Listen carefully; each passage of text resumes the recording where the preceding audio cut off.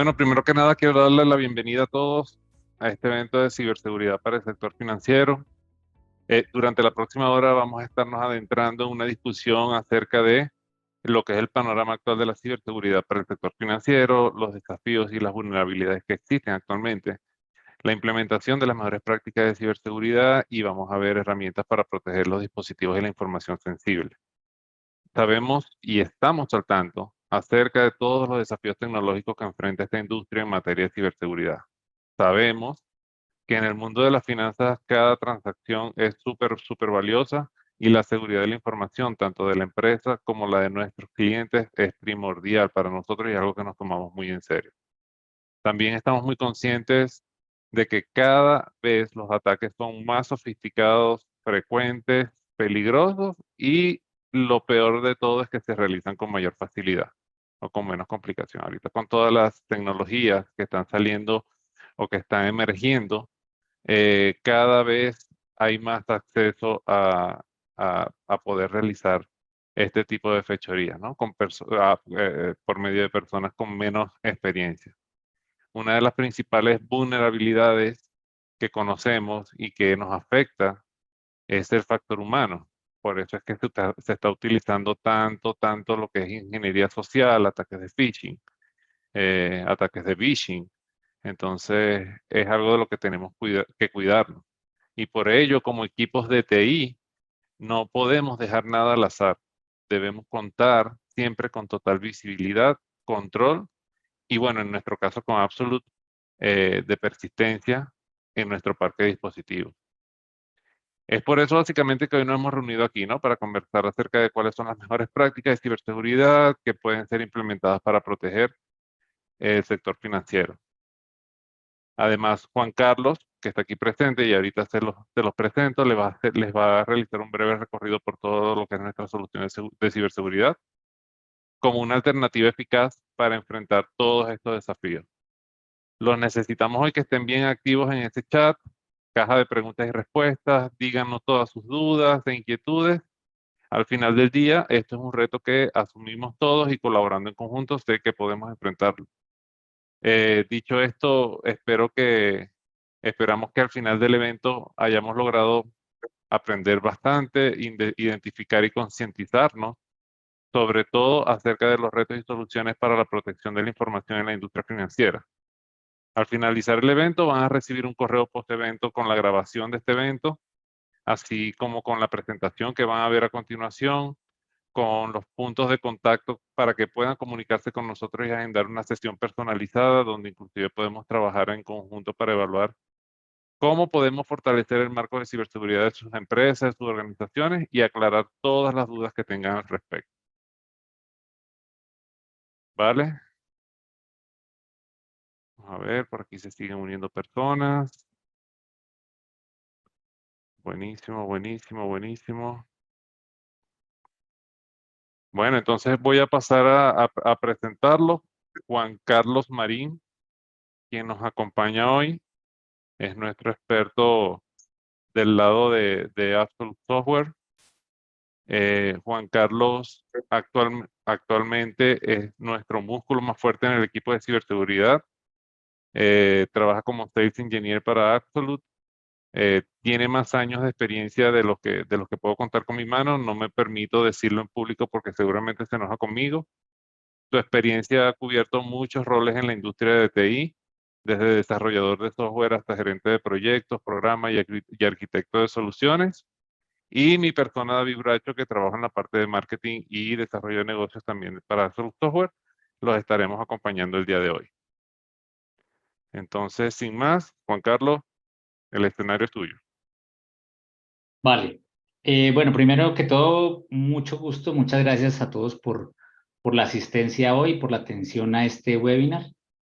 Como bien lo mencionaba David, pues la idea es que miremos cómo está el tema de la ciberseguridad en el sector financiero y miremos qué alternativas hay específicamente para los temas de generar ciberseguridad en los endpoints, que finalmente es el punto al cual, cualquier atacante tiene mucho mayor acceso, sobre todo hoy en día que estamos trabajando de manera dispersa por todo el mundo, ¿sí? Hace 3 años, pues todos estábamos encerrados en un edificio y todo estaba protegido por un firewall. Los dispositivos jamás salían de las oficinas principales, solamente algunos privilegiados podían sacar un computador de las oficinas principales, y esa situación cambió. Gracias a la pandemia, pues nos volvimos nómadas digitales y nos volvimos que todos trabajamos desde cualquier lado, lo que significa que esa protección que antes nos daban unos muros y unos firewalls y unos elementos físicos, ya hoy en día eso ya no es suficiente, y nuestros endpoints se convirtieron en los puntos más vulnerables, no solamente en la industria financiera, sino en cualquier industria. Entonces, específicamente yendo al tema financiero, pues aquí hay un poquito de contexto. Vemos que los ciberataques pues siguen siendo muy exitosos y siguen siendo sobre todo enfocados en el sector financiero. Obviamente el sector financiero es una carnada muy grande, un manjar muy apetitoso para cualquier ciberatacante. El sector financiero maneja más información personal de la gente que inclusive de la misma administración de impuestos. O sea, ellos tienen muchísimos datos de todo el mundo, entonces es un sector muy apetecido. Por otro lado, es un sector que además maneja el dinero de la gente, entonces pues obviamente más intenciones de atacarlo no puede haber. O sea, el sector financiero es uno de los sectores más apetecibles por cualquier atacante en informática, cualquier hacker, y obviamente el sector financiero tiene que contar con la mejor protección, no solamente por temas de los datos que tienen, sino también por su mercado. O sea, la reputación es súper importante para cualquier banco, y hoy en día la reputación se gana simplemente siendo un banco que no ha sido atacado, siendo un banco que se repuso muy rápidamente ante cualquier ataque, siendo un banco que no permite que sus empleados o sus usuarios sufran consecuencias de un ciberataque. Entonces, si ustedes miran estas cifras, pues ya lo decía, el 85% de los ciberataques han sido exitosos para el sector financiero, según Accenture. El 74% de las entidades financieras sufrieron al menos un ataque de ransomware el año pasado, de acuerdo a esta publicación. El sector financiero representa, como ustedes ven, es uno de los sectores más atacados, representa el 6.4% de todas las violaciones de datos, a los data breach.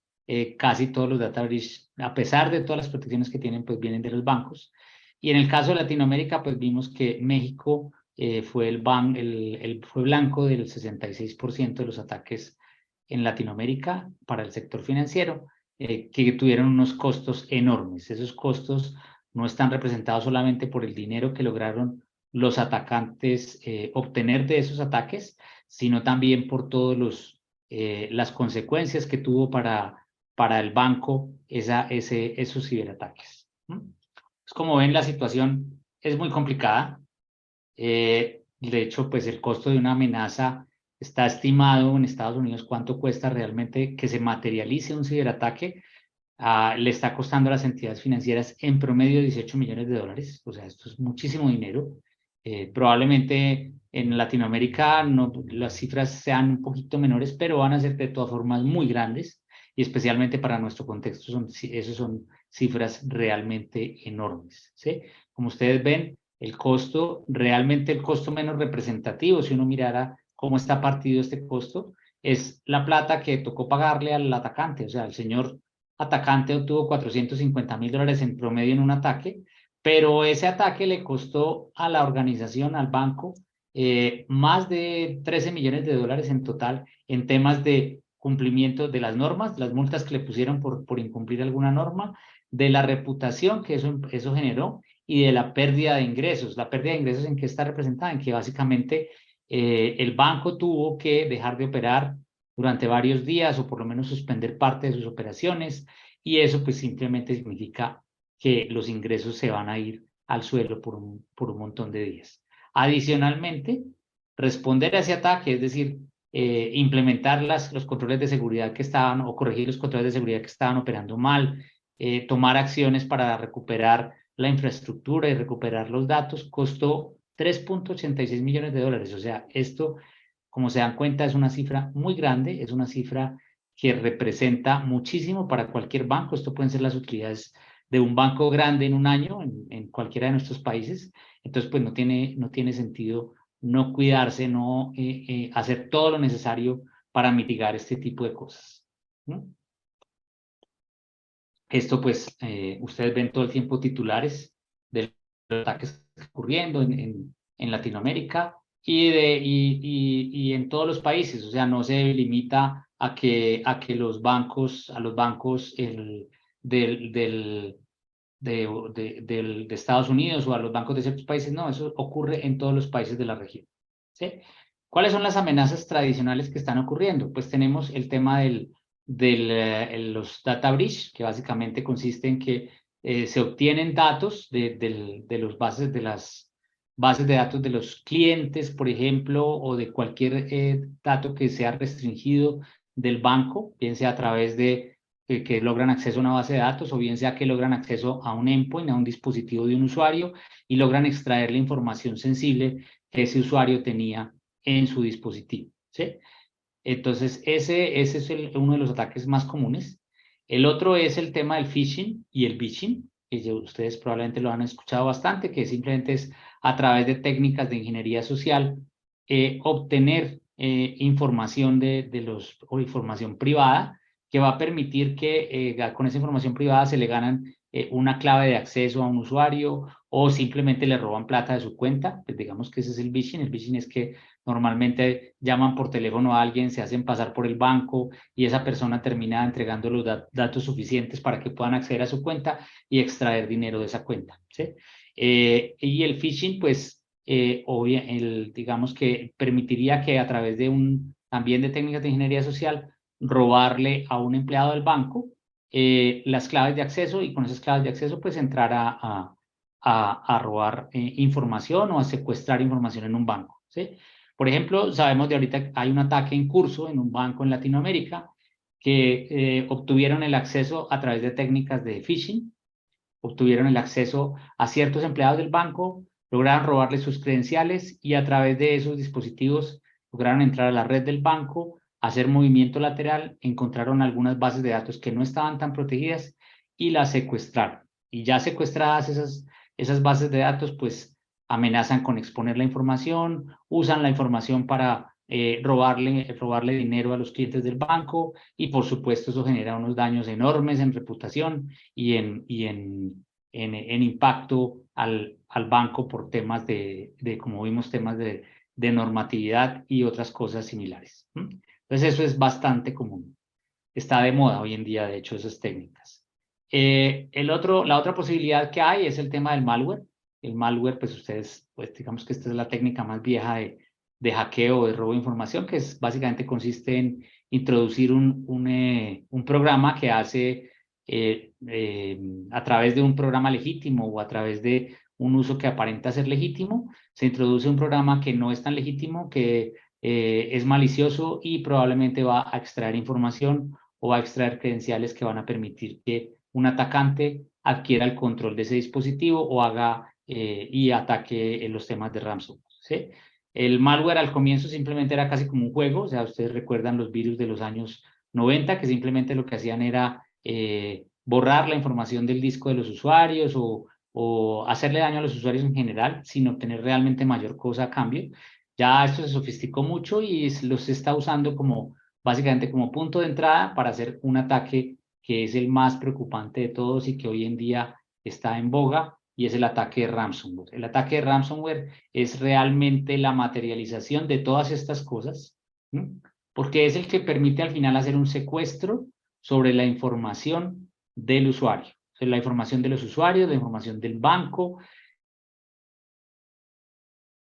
Ahí sí hacer realmente efectivo para un atacante, recibir un beneficio monetario a cambio de un ataque. En el ransomware, como ustedes seguramente habrán escuchado, básicamente lo que hacen es un secuestro de información.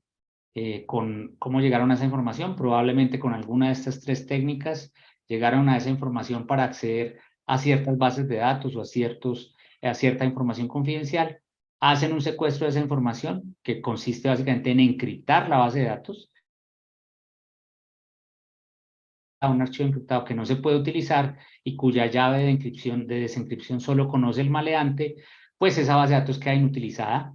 El banco o la entidad no puede hacer uso de ella y al no poder hacer uso de ella, pues ocurren demasiadas cosas para el banco. El banco tiene que habilitar sus temas de continuidad, pero probablemente en esos temas de continuidad termina dejando información desactualizada, termina teniendo un impacto en la operación del banco porque le toca cerrar o dejar de operar un momento mientras habilita sistemas alternos, un DRP o algo de ese estilo. Entonces este ransomware termina siendo la única alternativa en muchos casos, termina siendo pagarle al delincuente. El delincuente generalmente cobra en bitcoins, no es una persona que vaya a ir a recibir dólares o en una esquina debajo de una banca de un parque, no, esta persona lo que va a pedir son bitcoins que van a ir por la red y nunca se va a saber quién fue. Es muy difícil a veces capturar al atacante y sí se va a poder hacer un daño muy grande, ¿sí? Entonces, todas estas ciberamenazas, pues hoy en día los bancos están a la moda con esto, están teniendo muchísimos ataques de ese estilo. ¿Qué se puede hacer para evitar eso? ¿Cómo se puede controlar o mitigar ese tipo de ataques? Pues lo primero, sobre todo lo primero es la cultura, o sea, la cultura de ciberseguridad, que es algo que tiene que estar en la cabeza de todas las personas, ¿sí? Principalmente de los empleados y los funcionarios del banco que tienen acceso a un endpoint, que al final desde ese endpoint se va a poder entrar a la red del banco y desde ahí se van a poder hacer cosas inadecuadas ante cualquier vulnerabilidad que exista. Esa cultura, o sea, dado que el punto de entrada preferido hoy en día va a ser el endpoint y el endpoint está a cargo de un usuario, pues lo importante es garantizar que esa persona que tiene ese endpoint en su poder sea una persona que tenga en su cabeza la cultura de ciberseguridad todo el tiempo, que sea una persona que sea consciente que si le llega un correo con un link que no sabe qué es, no puede abrir ese link, lo primero que tiene que hacer es reportarlo a IT ese correo, que sea una persona consciente de que si le llega un mensaje de texto al celular con un link para que mire cualquier cosa, no debería abrirlo, igualmente debería reportarlo a su área de tecnología, que sea una persona consciente de todos los posibles peligros. Y eso pues básicamente se logra con educación, enseñándole a la gente todo el tiempo, manteniéndola actualizada con los temas de ciberseguridad, con los temas de cultura, con todo lo que pasa en el campo, con todo lo que pasa los ataques que se reciben para que la gente sea consciente de qué cosas de qué prácticas debe implementar.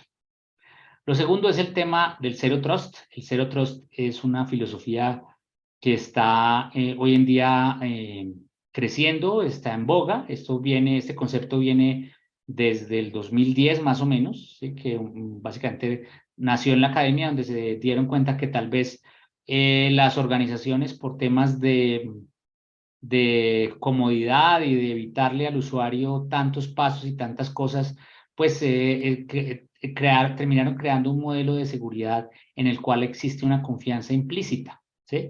Existe una confianza implícita, por ejemplo, cuando uno entra con el usuario del dominio en un dispositivo, ese dispositivo no le vuelve a preguntar a uno la clave si no pasa nada raro, pues nunca le vuelve a preguntar la clave, sino hasta el otro día, por lo general, ¿sí? La clave se guarda dentro del mismo dispositivo. Existe una serie de cosas, una serie de actividades que hacen que exista como una confianza implícita que permite que, que realmente cualquier persona pueda aprovecharse de eso y entrar a un sistema. Entonces aquí es necesario pensar en que la confianza no puede ser implícita, que la confianza debe ser muy bajita, o sea que yo lo confío lo mínimo necesario ante cualquier intento de conexión a mis datos o a mi base de datos o a mis sistemas centrales, yo confío lo mínimo necesario y establezco controles para que ante el mínimo cambio de circunstancia en el contexto del usuario, sea necesario que el usuario vuelva a autenticarse y que la autenticación sea una autenticación exigente, una autenticación que valide varias cosas, no solamente una clave, sino que haya un two-factor authentication, un factor de autenticación una autenticación de 2 factores, por lo menos en la cual pues yo garantice que la persona o minimice el riesgo de que la persona que está entrando a algún sitio sea un impostor y que siempre sea la persona adecuada. Ahorita vamos a ver también cómo se maneja esto. Y que esto de alguna forma, Juan Carlos, se amarra a la primera, ¿no? Porque la Ajá. cultura de ciberseguridad tiene que ir de la mano con Zero Trust. Sabemos que no solamente a nivel de lo que se hace dentro del dispositivo, sino de lo que se hace fuera de él. Muchas veces y muchos ataques se producen porque simplemente alguien que está interesado en acceder a nuestro sistema mira sobre el hombro la clave que estamos colocando, o como ya conocemos, que los post-it a nivel mundial son el gestor de contraseña número uno del planeta, ¿no? Así es. Entonces hay que tener mucho cuidado con eso. De acuerdo, David. Bueno, el tercer punto importante es el tema de la ciberresiliencia. La ciberresiliencia, pues, es básicamente la capacidad que tenemos de recuperarnos y de enfrentarnos a un ataque. O sea, la posibilidad de que tenemos de que si un ataque es exitoso en algún punto, pues que podamos recuperarnos y enfrentar ese ataque, ¿sí? Generalmente esa capacidad no siempre la tenemos tan fuerte. La tenemos en los bancos, por supuesto, tienen muchísima ciberresiliencia en sus sistemas centrales, han invertido muchísimo dinero en tener continuidad del negocio, en tener sistemas de continuidad del negocio, un DRP, y fuera de eso en definir procesos para la continuidad del negocio. Creo que tal vez son las entidades que más han invertido en esa parte, en proteger sus sistemas centrales con modelos de continuidad, pero no es tanto en el lado del endpoint, en el dispositivo final. Ahí existe, aunque existe mucha inversión en temas, en herramientas de ciberseguridad, de todas formas las capacidades de ciberresiliencia en ese nivel no son tan altas. Ahorita vamos a ver por qué, y ahí tenemos que mejorar y tenemos alternativas para crecer. Lo otro que necesitamos es posibilidades de responder a un ataque de ransomware, ¿sí? Cuando hay un ataque de ransomware, cuando a pesar de que tenemos un modelo de Zero Trust, a pesar de que tenemos cultura de ciberseguridad y tenemos ciberresiliencia en una máquina y todo eso, se logra llegar a un ataque de ransomware, hay que poder reaccionar ante ese ataque. O sea, no solamente es que yo pueda, que yo controle o evite o mitigue el riesgo de que el ataque se dé, también tengo que tener capacidades para reaccionar ante un ataque, ¿sí? Y para minimizar el impacto que ese ataque está teniendo en mi organización y sacar ese ataque lo antes posible. Entonces, Absolute también tiene una respuesta para esto, en el que ahorita vamos a hablar un poquito más en detalle, pero básicamente basado en las herramientas que tenemos, pues podemos ofrecer alternativas que nos ayudan a proveer al cliente con un set de herramientas que le permita reaccionar ante un ataque de este estilo. Todo esto pues redunda en lo que nosotros llamamos el Endpoint Protection. El Endpoint Protection, que es, digamos, el foco nuestro, es el punto en que nosotros garantizamos o tratamos de minimizar cualquier ataque al endpoint.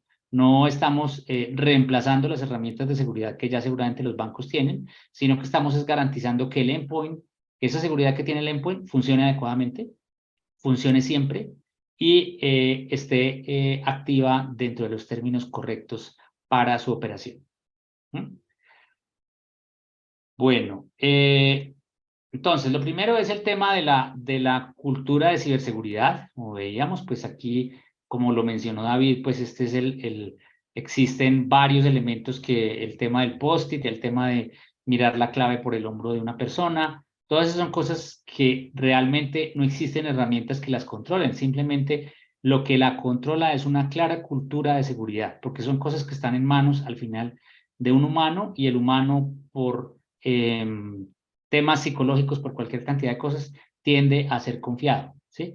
Tiende a confiar en las personas que están a su alrededor, tiende a confiar en los ambientes que tienen, se siente a veces más seguro de lo necesario y por eso es que pues existen los ataques, existen los robos, existen cualquier cantidad de cosas que van en contra de que se aprovechan de esa confianza para hacer de las suyas. Entonces, existe una serie de pasos que obviamente hay que seguir para, digamos, en términos generales, lo primero es ver dónde está el nivel de madurez de ciberseguridad en una organización. O sea, una organización puede tener varios niveles de ciberseguridad de madurez de la implementación de la ciberseguridad. No solamente es una cuestión de implementar las herramientas, sino también es una cuestión de interiorizar los procedimientos alrededor de las herramientas, de que sea natural para una persona mirar si su antivirus está funcionando, ¿sí? Mirar si si está conectado por una VPN cuando quiere entrar a los sistemas del banco. Todo ese tipo de cosas que son las actividades normales que una persona, un usuario de un sistema de información complejo, como es un sistema de información financiero, tiene que tener en cuenta, pues son cosas que solamente la madurez en la cultura van a permitir que se implanten en la cabeza o que se interioricen para que las personas siempre las sigan, ¿sí? Lo segundo es establecer políticas de seguridad, probablemente basadas en frameworks que ya existen. Existen muchos frameworks en el mercado para manejar las políticas de seguridad. Nosotros específicamente usamos mucho el framework NIST, que es el framework del gobierno de los Estados Unidos. Es un framework muy claro y muy poderoso, pero existen muchísimos frameworks que permiten usarlos como referencia para definir las políticas de seguridad de una organización, ¿sí? Ahí hay muchísimo y lo importante es que la ventaja de estos frameworks es que uno no se tiene que inventar la rueda cada vez que va a implementar o a definir alguna política de algo. Estos frameworks ya tienen muy claro cuáles son los procedimientos, qué es lo que hay que hacer y por lo tanto pues le ayudan a uno muchísimo, le ayudan a una organización muchísimo a crecer en esa madurez de lo relacionado con la seguridad. Y finalmente pues obviamente además de la cultura, del tener la cultura, pues contar con herramientas de protección que sean adecuadas a las necesidades que se tienen. ¿Sí? Contar todo el tiempo con ese tipo de herramientas, eso también es un elemento fundamental de la cultura de ciberseguridad. Lo siguiente es el tema del Zero Trust. El Zero Trust, ¿qué es el Zero Trust? Como les decía yo a ustedes, básicamente es una política que lo que busca es que las personas, perdón, que los sistemas dejen de ser unos sistemas que te permitan esa confianza implícita, ¿sí? Absolute tiene que, perdón, las empresas, las organizaciones tienen que tener mejores niveles de confianza, no pueden tener confianza implícita en sus sistemas de información, tienen que tener siempre confiar lo mínimo necesario entre la persona que se está conectando y confiar lo mínimo necesario no importa que si esa persona es el presidente de la organización, por ejemplo, solamente se le da acceso a los sistemas de información a los que él puede tener acceso dado su rol y solamente así él no lo sepa hacer desde su usuario, desde su terminal, solamente se puede entrar a esos sistemas y nada más. Entonces, ese tipo de cosas, ese tipo de validaciones son las que la confianza o el Zero Trust busca. Busca que no solamente que el usuario que se está conectando sea un usuario auténtico, es decir, que sea la persona que dice ser, sino también que el contexto de la conexión sea un contexto adecuado, que la persona se conecte en las horas adecuadas, se conecte desde la zona geográfica adecuada, se conecte con el dispositivo que es, ¿sí? Se conecte desde una red segura, desde la red que es, todo ese tipo de cosas hay que validarlas, no solamente es validar la clave de acceso y el two-factor authentication, sino validar todo el contexto que está alrededor de la persona que se está conectando, ¿sí? Y si es necesario hacer validaciones del password cada vez que la persona cambia de función, pues hay que hacerlo. Si es necesario hacer un two-factor authentication cada vez que la persona cambia de una opción dentro del sistema, también hay que hacerlo. O sea, la información que se maneja en el sector financiero es muy delicada y, por supuesto, implementar todo lo que el modelo Zero Trust dice es súper importante. Tristemente, lo que hemos encontrado es que al 2022, el 75% de las organizaciones todavía no había ni siquiera implementado algo de este modelo. O sea, el 75% de las organizaciones, a pesar de los niveles de inseguridad que existen, no han trabajado los modelos de Zero Trust Access o de confianza mínima que existen hoy en día. ¿Qué es la definición, digamos, oficial de Zero Trust Network Access? Que, digamos, es la parte en la que nosotros nos enfocamos del modelo Zero Trust, que es una definición que da Gartner, ¿sí? Que pues sirve para que ellos comparen los diferentes productos que existen en el mercado que ofrecen Zero Trust. Esta definición pues es en la cual nosotros nos apoyamos. Es una definición que lo que dice es que el Zero Trust Network Access es una serie de productos y servicios que crean un límite de acceso lógico basado en la identidad y el contexto desde el cual se genera la conexión, ¿sí? Es súper importante esto que está diciendo acá. O sea, lo que estamos diciendo es que el Zero Trust Network Access es una serie de servicios que lo que están haciendo es creando un límite, o sea, un perímetro alrededor de la organización, un perímetro lógico, ya no es el perímetro físico de las paredes y los firewalls, sino un perímetro lógico que está basado en la identidad del usuario y el contexto desde el cual se conecta. O sea, aquí no importa solamente que el usuario sea quien dice ser, que tenga la clave correcta, sino que yo valido desde dónde se está conectando este señor. ¿Se está conectando desde el computador de la organización o se está conectando desde otro computador? ¿Sí? ¿Se está conectando desde la ciudad en la que él trabaja? ¿Está conectándose desde Bogotá, que es el sitio donde él trabaja? ¿O está conectándose desde Moscú? Si está conectándose desde Moscú, ¿por qué se está conectando desde Moscú? Sería muy raro eso, ¿sí? Se está conectando a aplicaciones que él tiene acceso normalmente o está buscando conectarse a una aplicación a la que nunca accede. Entonces, ese tipo de cosas son las que hay que empezar a validar en este modelo, ¿sí?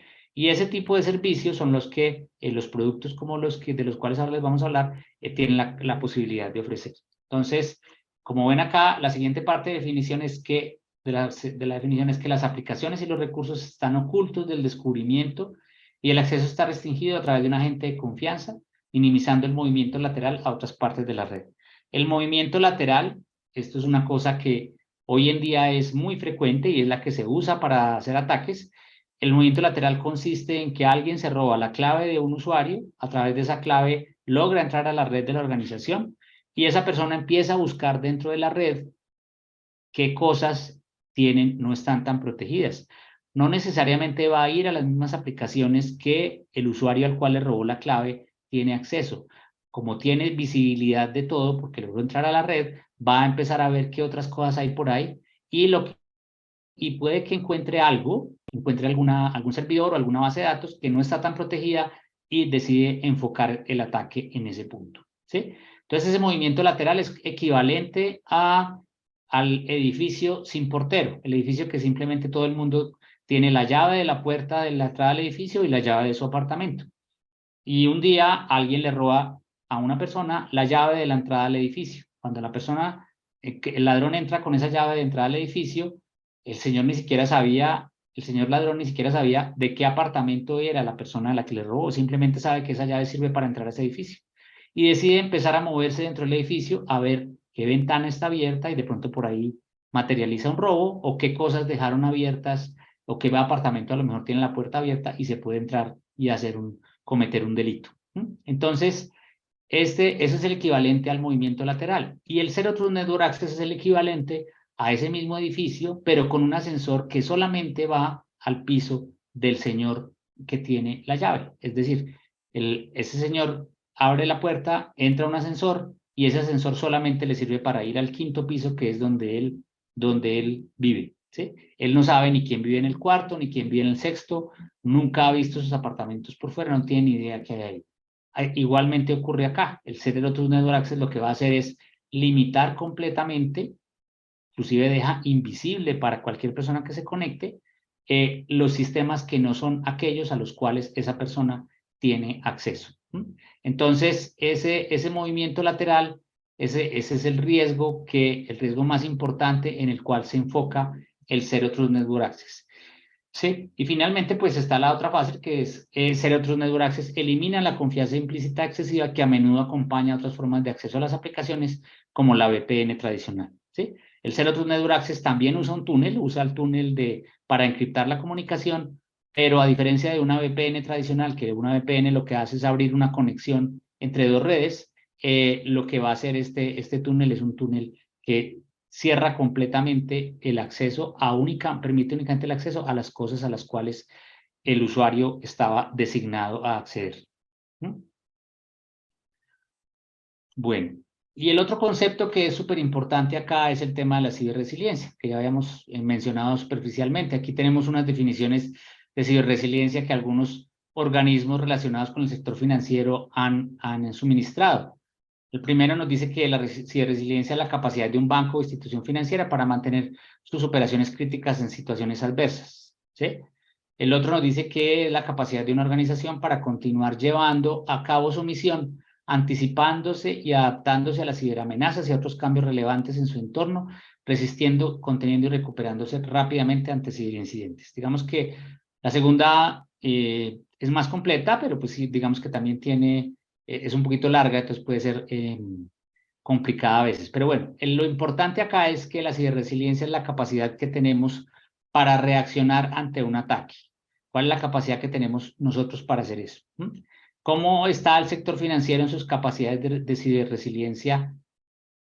Sus data centers, ahí creemos que está muy bien, como lo decía anteriormente. Los equipos, los data centers están generalmente muy bien protegidos, ¿sí? Tienen temas de continuidad de negocio muy bien implementados, pero en los endpoints, que son los puntos de entrada, de pronto no tanto. Ahí tenemos una falsa sensación de seguridad. Lo que hemos visto es que en promedio se cuenta con 11 aplicaciones de seguridad en los dispositivos, es decir, hay 11 aplicaciones ejecutándose en paralelo que ejecutan diferentes acciones todas destinadas a la seguridad del dispositivo, como por ejemplo el anti-malware, como por ejemplo el DLP que me evita que me saquen datos, como por ejemplo la VPN o la herramienta que me sirve para conectarme a la red del banco. Todas esas herramientas de seguridad que están ahí en el dispositivo operan, ¿sí? Pero resulta que más o menos lo que hemos encontrado es que el 30% no están realmente operando. Están instaladas, pero no están operando, ¿sí? Entonces, ese 30% pues se convierte en puntos que si alguien logra obtener una clave o logra obtener uno de estos dispositivos, logra acceder a uno de estos dispositivos, pues va a encontrar vulnerabilidades muy fácil y va a poder materializar un ciberataque a una entidad financiera partiendo simplemente de un endpoint que no contaba con las capacidades adecuadas de ciberresiliencia. Bueno, entonces, no sé si hay alguna inquietud hasta ahí, David, ya que vamos a entrar a hablar de las herramientas como tal. No, de momento todo bien. Puedes Vale. continuar, Juan Carlos. Entonces, ¿qué es lo cómo implementamos una cultura de ciberseguridad persistente? Pues obviamente, tenemos varias acciones que cumplir. Lo primero pues son adopciones de mejores prácticas en ciberseguridad, que pues existen muchas, como les decía, hay frameworks que definen muy bien eso, cumplir con regulaciones, implementar herramientas de seguridad, reducir los costos, el tema de la cultura a través de asegurar la fuerza de trabajo que está distribuido, sobre todo en ellos es muy importante reforzar el tema de la cultura de ciberseguridad y crear los ambientes de cero confianza en la gente que está trabajando remotamente, ¿sí? Por otro lado, pues es importante garantizar que los endpoints cuando salen de la organización, tienen procesos de limpieza adecuados, que se controla el ciclo de vida de los activos que se tienen, que el área de ataque que puede tener un ciberatacante se reduce, que los datos distribuidos están protegidos, que podemos, ante una auditoría podemos responder, tenemos elementos para responder de lo que se hace en el endpoint, y finalmente pues que las operaciones de TI se han modernizado, ¿sí? ¿Cuáles son los pilares que tenemos para garantizar un acceso seguro al endpoint? Pues básicamente tener unas conexiones seguras y altamente disponibles, saber lo que hay en los dispositivos y a tener constante verificación de los accesos autorizados. Aquí es donde entra Absolute con sus herramientas, que pues podemos contar en más detalle, pero básicamente Absolute es una compañía canadiense, o sea, lo importante acá es contarles qué es Absolute. Absolute es una compañía canadiense que tiene clientes en más de 50 países, o sea, tenemos más de 16,000 clientes. Estamos hoy en día presentes en más de 500 millones de dispositivos finales, o sea, de endpoints, de que son laptops o son computadores desktops o computadores con Mac OS, bueno, cualquier computador que permita acceder a un sitio. Estamos presentes en más de 500 millones. Tenemos oficinas en más de 4 países. La solución nuestra, a pesar de estar presente, ya vamos a ver cómo en más de 500 millones de dispositivos, tenemos 13 millones de dispositivos que ya la tienen activa, que esta solución sale de fábrica, desde los fabricantes la entregan ya dentro de los dispositivos, pero tenemos hoy en día 13 millones de dispositivos que ya están activos y contamos con un grupo de 700 empleados que operan sobre una tecnología que tiene más de 170 patentes en todo el mundo. Es una tecnología con muchísimo respaldo técnico y que está presente y siendo utilizada por muchísimas organizaciones alrededor del mundo. Absolute está presente en diversos mercados, en el sector financiero, por supuesto. Estamos presentes en 12 de los 50 bancos más grandes del mundo, en compañías de tecnología, en más de 220 compañías de tecnología, en los gobiernos, en el sector educativo, en las aerolíneas, en los temas de salud y en los temas de seguridad pública también tenemos una gran presencia. Entonces ahí tenemos, estamos presentes prácticamente en cualquier tipo de organización en este momento. ¿Y qué es lo más importante? O sea, ¿cuáles son los conceptos con los cuales nosotros trabajamos en nuestros productos? El primero es la persistencia. La persistencia es un concepto que nosotros tenemos interiorizado en nuestros productos. La persistencia es lo que nos dice es que estamos siempre presentes dentro de los dispositivos de una manera inquebrantable. O sea, los dispositivos que salen de fábrica, cualquier laptop, cualquier desktop que sale de fábrica de los principales fabricantes del mundo, ya tiene dentro de él Absolute y una vez se activa se convierte en una solución inquebrantable. Nadie la puede borrar porque está ligada al firmware del dispositivo, está presente en la memoria no volátil, en la NVRAM del dispositivo. Nadie la puede borrar de ninguna manera. Inclusive si se reinstala el equipo, la tecnología se va a volver a activar y va a volver a aplicar las políticas relacionadas con ese dispositivo específico. Entonces eso garantiza que tengamos una conexión inquebrantable en el dispositivo. Por otro lado, el otro concepto súper importante que tenemos nosotros es el concepto de la resiliencia. Ya les he hablado mucho de resiliencia, pero pues aquí lo que nosotros lo hemos implementado es en la forma de autorreparación. Le damos al dispositivo la capacidad de que automáticamente repare sus aplicaciones de seguridad para que las aplicaciones de seguridad de un dispositivo, las 11 aplicaciones de seguridad que mencionábamos ahora, siempre estén activas y ese porcentaje de 30% de aplicaciones inactivas se reduzca y siempre estemos arriba del 90%. ¿Sí? De hecho, pues en una prueba que hicimos, en un periodo de 15 días, encontramos que en dispositivos que no tenían la parte de resiliencia, ¿sí? Que contaban con Absolute, pero no tenían la parte de resiliencia, más o menos había aplicaciones que tenían un nivel de resiliencia muy bajito, del 30%, y las que tenían nivel de resiliencia más alto tenían el 80%. Es decir, que fácilmente esas aplicaciones se caían y se dañaban y no había, y para reinstalarlas había que llamar, a poner una llamada a la mesa de ayuda.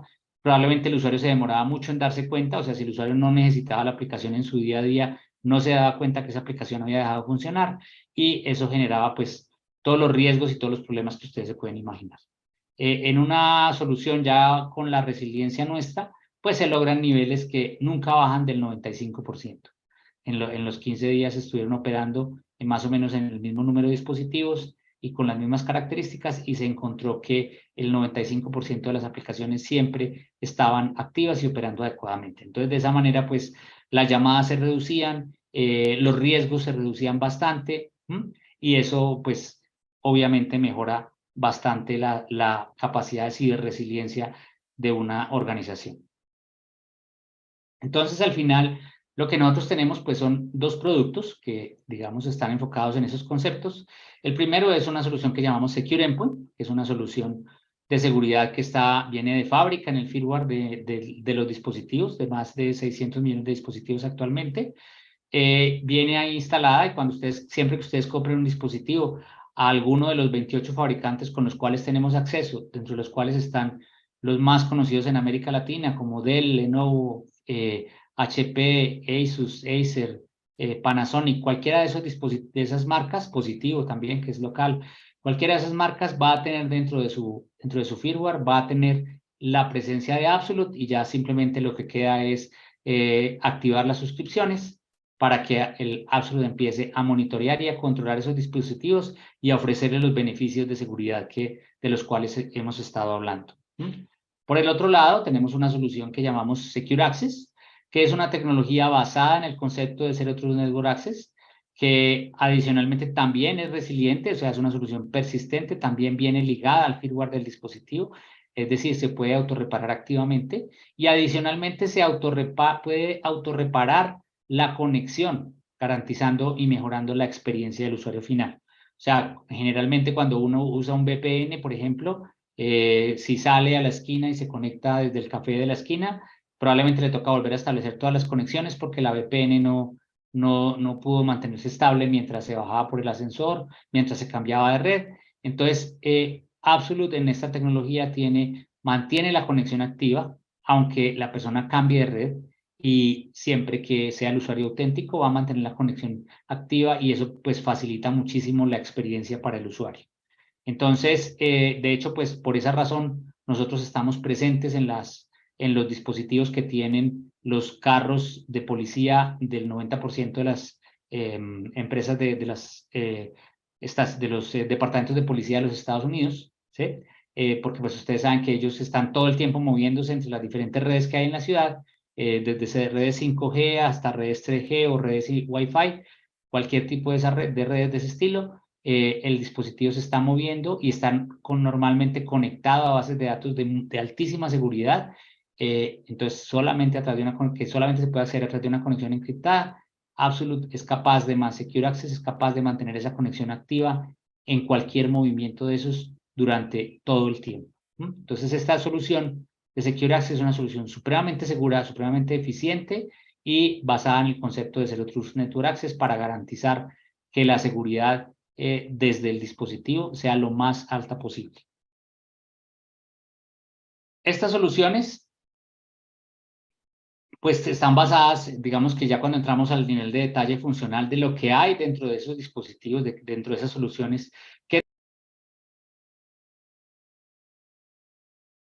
Juan Carlos, disculpa, creo que presionaste un botón ahí y te colocaste en mute.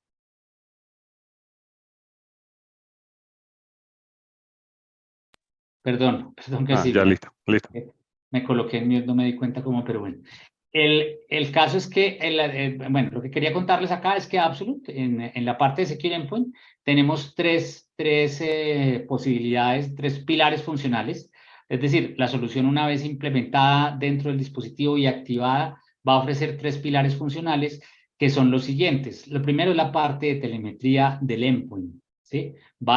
Esta solución va a llevar a la consola de Absolute toda la información de los dispositivos. Vamos a saber qué hay en el hardware, qué hay en el software, cómo está el antivirus en esa máquina, cómo está el cifrado, el BitLocker o la herramienta de cifrado que se use.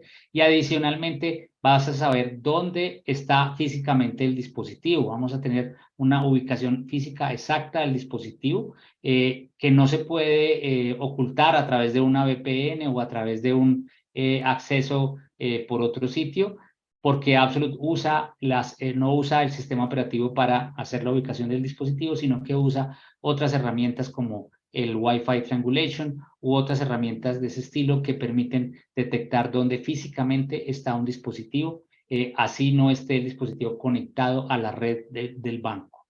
Entonces, eso permite que haya visibilidad permanente del dispositivo. Todo el tiempo sabemos dónde está y qué tiene el dispositivo adentro. Por otro lado, tenemos la posibilidad de controlar lo que hay en ese dispositivo, de controlar lo que pasa en ese dispositivo, controlar todos los eventos. Y para eso tenemos alternativas como crear geocercas, que es una posibilidad de definir una frontera geográfica dentro de la cual un dispositivo se puede mover, ¿sí? Yo puedo definir un área geográfica, delimitarla y decir, este dispositivo no puede salir de esta zona, y si sale de esa zona y se conecta con una zona fuera de esa, inmediatamente va a generar una alerta a la consola y desde la consola pues se va a poder disparar algún tipo de acción sobre ese dispositivo. Adicionalmente, yo puedo crear alertas asociadas a diferentes eventos. Por ejemplo, un tipo de evento es que alguien no conecte el dispositivo, lo mantenga apagado por varios días, 4 o 5 días, 6 días. Si ese dispositivo lleva todos esos días desconectado, pues probablemente es un dispositivo que está siendo atacado. Yo puedo definir que se bloquee ese dispositivo de manera automática y ese dispositivo se va a bloquear de una manera tal que nadie puede acceder a él. No se puede acceder, la única forma de acceder a él es a través de la consola. Ese dispositivo queda bloqueado y nadie puede, ni con clave de administrador, ni con clave de supervisor del BIOS, ni siquiera cambiando el disco duro del equipo o reformateando el equipo de nuevo, va a poder acceder a ese dispositivo. Entonces, de esa manera protegemos el dispositivo de una manera muy segura. Adicionalmente, podemos eliminar los archivos, o sea, si encontramos que un dispositivo está en riesgo y queremos eliminar información que esté dentro de él, pues podemos de manera remota eliminarla y eliminarlo cumpliendo estándares de sanitización definidos por el NIST, que como les decía antes es la Organización de Estándares de los Estados Unidos. Cumplir con estas normas NIST es la que nos garantiza poder trabajar con las compañías, las entidades del gobierno en los Estados Unidos. Entonces, imagínense el nivel de estándar que nos exigen en eliminación de archivos. Ya les hablé del bloqueo y podemos también habilitar una cosa que se llama habilitar la protección basada en el firmware, que es que yo bloqueo el dispositivo desde el firmware directamente para que ni siquiera el dispositivo se pueda, en un caso determinado, se pueda entrar al disco, con otro disco duro a esa máquina. Adicionalmente, Absolute puede monitorear los datos que se guardan dentro del dispositivo para alertar cuando un dispositivo o un usuario en un dispositivo guardó información que puede ir en contra de las normas de sensibilidad o de privacidad de la información que tiene el banco. Puede ser muy común, por ejemplo, que un agente del banco llame a un usuario y le pida el número de, le esté pidiendo acciones, le esté pidiendo confirmación de cosas y en ese proceso accidentalmente guarda el número de la tarjeta de crédito en un archivo, en un notepad o en un Excel en el dispositivo, ¿sí? Y eso se queda ahí y cuando se queda ahí, pues se convierte en objeto de un ciberataque que puede llevarse esa información y hacer daños con ese número. Entonces, Absolute puede monitorear ese tipo de datos, si ese tipo de datos están ahí, si hay datos que cumplen con patrones de cosas como tarjetas de crédito, información de seguridad social, información de salud, información financiera, si ese tipo de datos se guarda dentro de un dispositivo, Absolute lo puede detectar esos patrones y va a alertar a la consola para que se tome alguna acción a partir de eso, ya bien sea que se borre el archivo o simplemente que se alerte al usuario para que retire esos archivos de ese dispositivo.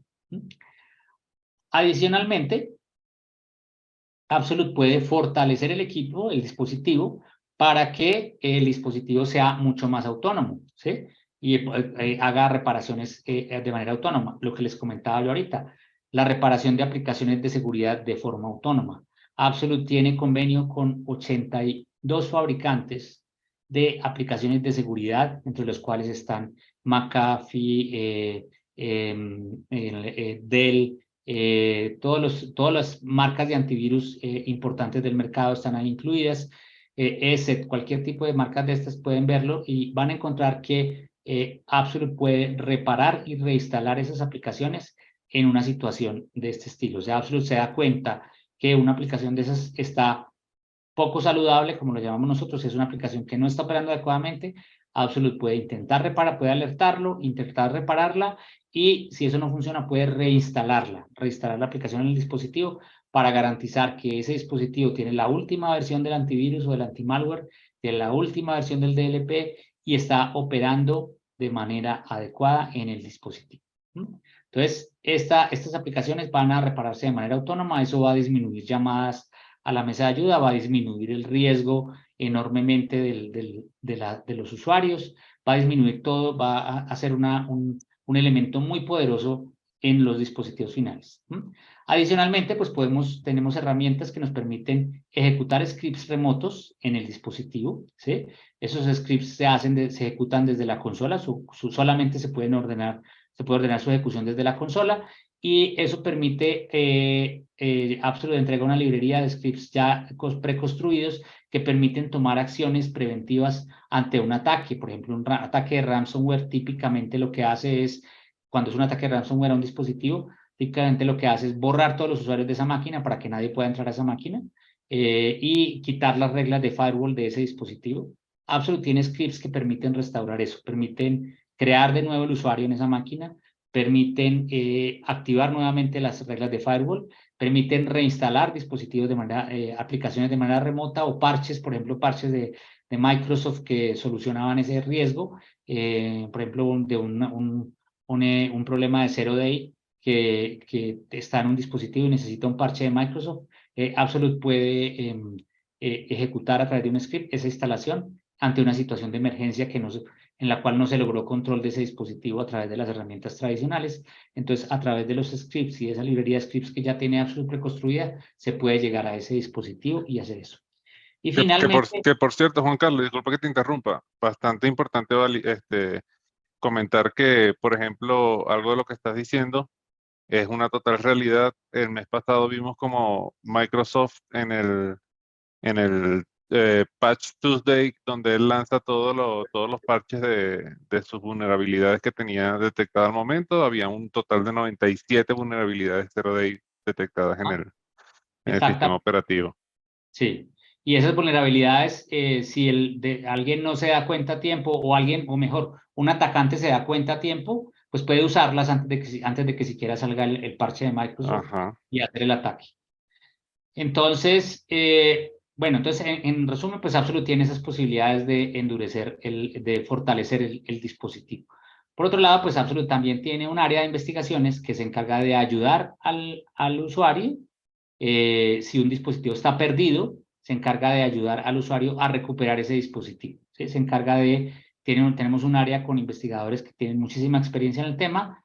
Absolute interactúa con el área de policía del país donde esto está ocurriendo, para que con base en un denuncio que el usuario coloque, se haga una investigación y Absolute le va a entregar a las autoridades del país o a la policía del país, le va a entregar evidencias que recolecta en ese dispositivo y que pueden servir para localizar y ayudar a su recuperación. Eso hemos tenido muchísimo éxito en algunos países de Latinoamérica recuperando dispositivos con el apoyo de nuestra área de investigaciones. Bueno, Juan Carlito, tengo ¿Vale? una pregunta por aquí, ¿Vale? ya que estás en ese punto. Buenas tardes, gracias por la charla, gracias a ti por asistir. Muy interesante. Tenemos una duda. Tenemos entendido que Absolute es un chip integrado en la tarjeta madre y que entre sus actividades es el monitoreo de uso de la computadora. ¿Esto podría tomarse como intrusivo por algún software antivirus? Existen software antivirus que probablemente limiten cierta actividad de Absolute, pero lo que nosotros tenemos generalmente, pues definidas es una serie de buenas prácticas y dentro de eso, lo que entregamos cuando instalamos es la definición de cómo pues, se puede hacer para que ese antivirus no nos, digamos, no filtre ese o no evite, perdón, exacto, que no evite el uso de la aplicación en esos casos, ¿sí? Eso ha pasado, ¿sí? Pero generalmente lo podemos evitar, bien sea en conversación tenemos experiencia en muchos antivirus, entonces ya sabemos qué hay que hacer, pero pues todo el tiempo están saliendo nuevos antivirus y puede que algún nuevo antivirus limite alguna de las posibilidades que tiene Absolute, pero Absolute puede sobreponerse a eso, existen mecanismos para eso. Claro, y de hecho esto pasa también con el firewall, ¿no? Es un tema de agregar las excepciones necesarias para que esto puedan funcionar en conjunto sin ningún tipo de inconveniente. E Ajá. inclusive, al final del día, Absolute no es una herramienta de antivirus tampoco. Absolute viene a potenciar y a fortalecer toda la estructura de ciberseguridad del dispositivo, como bien lo decía Juan Carlos hace un momento. Exactamente. Este antivirus que está instalado en todos los dispositivos, con Absolute podemos mantenerlos al día en su base de firma de virus, en las actualizaciones que requieran, la última versión, y siempre va a estar funcionando. Si este antivirus se corrompe, se daña o se le borran archivos, que es generalmente lo que sucede cuando hay un ataque de este tipo, porque se empiezan a deshabilitar servicios y aplicaciones, Absolute se da cuenta de esto, pero aparte de enviar una alerta de que esto está ocurriendo, también permite reinstalar y reparar la aplicación automáticamente. Exacto, David. Muchas gracias por el complemento. Bueno, no sé si haya más preguntas ahí, antes de seguir a la parte de Secure Access. Sí, hay un par de preguntas más. Aquí preguntan, ¿puede ser que en un análisis de Nessus detecte el Absolute como un virus en la BIOS? Lo pregunto No, porque tengo este caso real en el banco. eh, lo pregunto porque tengo este caso real en el banco. Les saludo desde Guatemala. ok. Puede ser que el antivirus detecte que haya algo en la BIOS y pida actualización del BIOS, pero eso no va a resolver el problema. Ahí el problema hay que resolverlo por el lado del antivirus, diciéndole pues que esa presencia en la BIOS pues es normal, ¿sí? Y desde que esté activada pues es algo que está autorizado. Básicamente eso, pero pues podemos revisar el caso específico. Si quieres, nos pones una llamada y un experto nuestro se va a poner en contacto contigo para resolver ese problema. Sí, y entendiendo también que Nessus, en este caso, yo particularmente no lo veo como un antivirus, lo veo como un escáner de vulnerabilidades. Entonces, de repente también por ahí hay que revisar qué es lo que, cómo Nessus está viendo Axel en ese sentido. Pero sí, contáctate con nosotros sin ningún problema y veámoslo con un experto. Estamos aquí nosotros para ayudarles y apoyarlos en lo que necesiten. Vale. Bueno, seguimos con la parte, ya para terminar la parte de Secure Access, porque creo que ya se nos fue el tiempo. Muy rápidamente les cuento el tema de Secure Access, que es cuáles son los pilares funcionales de Secure Access. Por un lado, pues tenemos una VPN también, una VPN que, como les decía yo, mejora activamente la experiencia de los empleados porque tiene una conectividad que es inquebrantable, una conectividad persistente, ¿sí?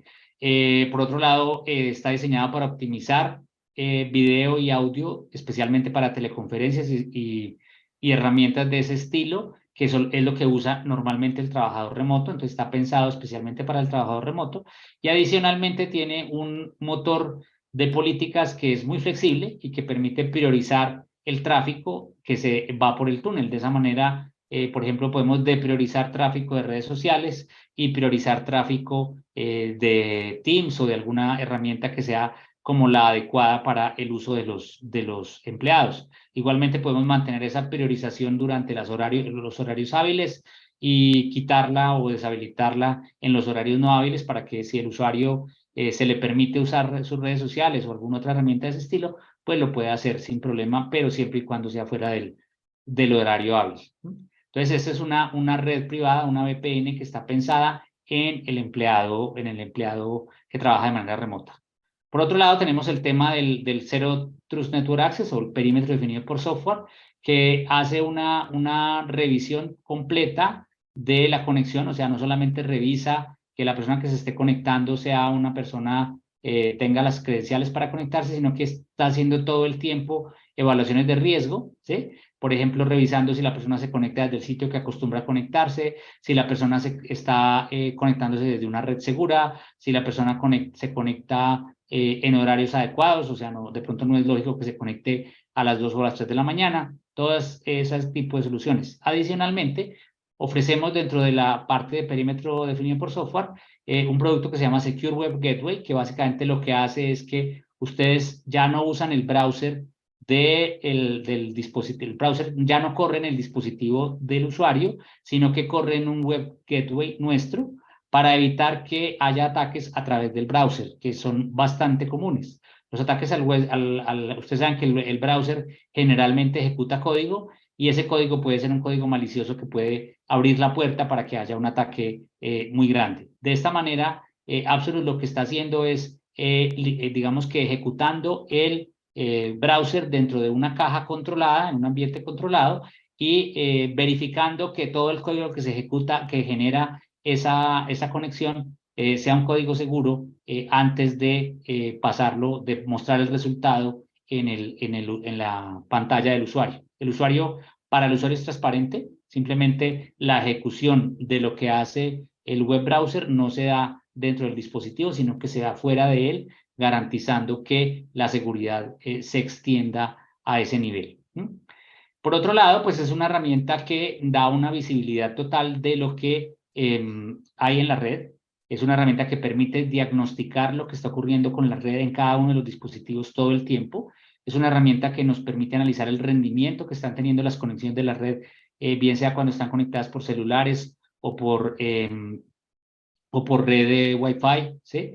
Y adicionalmente puede estar monitoreando, categorizando las amenazas que hay a los dispositivos a través de herramientas que categorizan los sitios web que el usuario visita a través de servidores de reputación y de esa manera podemos limitar que los usuarios accedan a ciertos sitios con ciertas reputaciones, ciertos niveles de reputación en cualquier momento, ¿sí? Yo puedo limitar de esa manera que el usuario, por ejemplo, entre a sitios de apuestas en horario hábil, ¿sí? O que el usuario entre a redes sociales en horario hábil, o que el usuario entre a trabajar entre, por ejemplo, a sitios peligrosos que puedan ser sitios del dark web o algo por el estilo, que pueda entrar el usuario en momentos que no, o con el dispositivo de la organización. Puedo limitar todo ese tipo de cosas a través de esta solución. Entonces, en resumen, pues Secure Access es una herramienta que les ayuda a ustedes a controlar la conexión de una manera resiliente y persistente, anclada también al dispositivo, y adicionalmente con posibilidades de ofrecer seguridad total a la conexión al usuario. No sé si hay alguna pregunta adicional. No de momento, Juan Carlos. Entonces, pues en conclusión, pues Absolute, nosotros como compañía, somos una compañía que tenemos una presencia resiliente en el dispositivo que nos facilita los temas de resiliencia y autorreparación, ¿sí? Tenemos dos herramientas basadas en esa solución, que es el Secure Endpoint, que es la solución que controla lo que ocurre en el dispositivo, y Secure Access, que es la que nos ayuda a controlar la conexión a la red desde cualquier dispositivo, ¿sí? Secure Endpoint es una solución que corre básicamente en endpoints tipo laptop, de desktops, cualquiera de esas, o sea, en computadores que tengan Windows o Mac OS o Chromebook, va a funcionar adecuadamente. Y Secure Access sí permite adicionalmente la conexión, controlar las conexiones que se hacen a través de dispositivos celulares o tablets, ¿sí? Entonces, podemos tener un control total de lo que se hace a través de no solamente dispositivos tipo laptops o desktops, sino también a través de celulares o tablets que tengan iOS o Android. Listo, yo creo que eso es como lo que les quería contar. No sé si hay alguna inquietud. En cualquier momento nos pueden contactar a mí o a David, a nuestra área de ventas. En cualquier momento nos pueden contactar. En la consola ustedes también tienen posibilidad de pedir soporte o simplemente me mandan un correo, yo los redirecciono a donde tengan el soporte si es que tienen ya la herramienta funcionando en sus instalaciones. Quedo atento a cualquier inquietud y muchísimas gracias por su tiempo y por la atención a estos puntos tan importantes que hemos tratado hoy. Listo, ¿no? Y muchísimas gracias a ti, Juan Carlos, por esta clase magistral. Muchas gracias a todos por asistir. En el chat les coloqué nuestros contactos también. Pueden ver allí que también les dejé un enlace para que puedan validar del parque de dispositivos que ustedes tienen, si hay algunos equipos que tienen compatibilidad con lo que es la capacidad de persistencia de Absolute. Y bueno, espero que tengan una feliz tarde y que esto haya sido de mucho provecho para ustedes. Un abrazo, muchas gracias.